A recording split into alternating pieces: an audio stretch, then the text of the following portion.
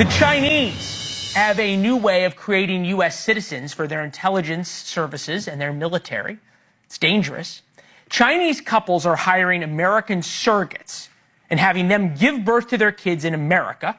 Then the Chinese couple comes over after the birth and takes the kid back to China with a U.S. passport. In the 2000s, everybody talked about pregnant women coming to America on tourist visas and then giving birth in the United States to a child with automatic American citizenship. It was called birth tourism. Now the Chinese families are taking it a step further. In the words of Brian Entin, renting a womb. News Nation senior correspondent Brian Entin is with us now for his exclusive reporting. Brian, is this a one-off thing, or is this actually happening at scale? No, it's happened tens of thousands of times across the United States. We learned when we went out to California, Leland.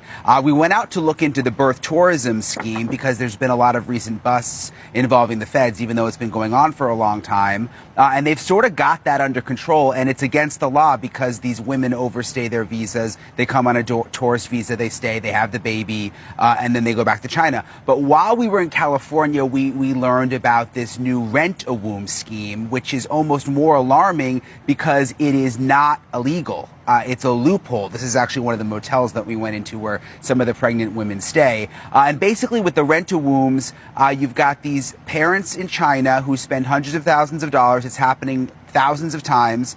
And they pay a woman in America that has the sperm and the egg from China inside of them. They use the American womb. The American woman gives birth to the Chinese baby.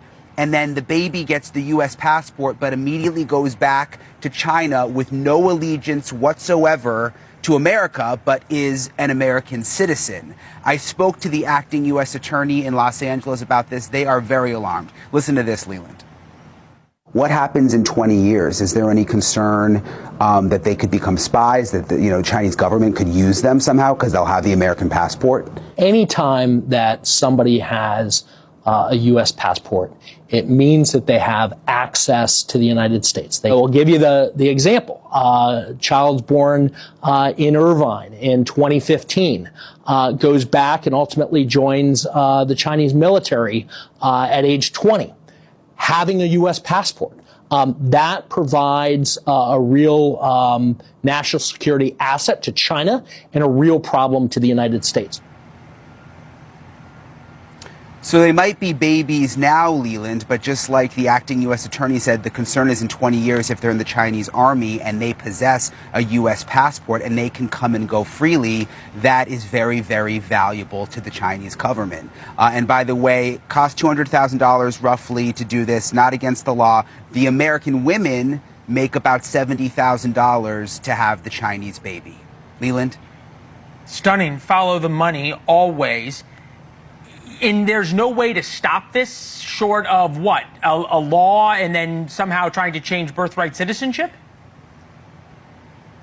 Yeah, I mean, look, there's a couple of Congress people right now. They had a hearing up on the Hill about it last month that are very concerned. It's a loophole. The U.S. attorney is concerned, but there's no way to stop it right now. I mean, obviously, President Trump is looking into the whole birthright citizenship thing, but yeah, they're getting away with it.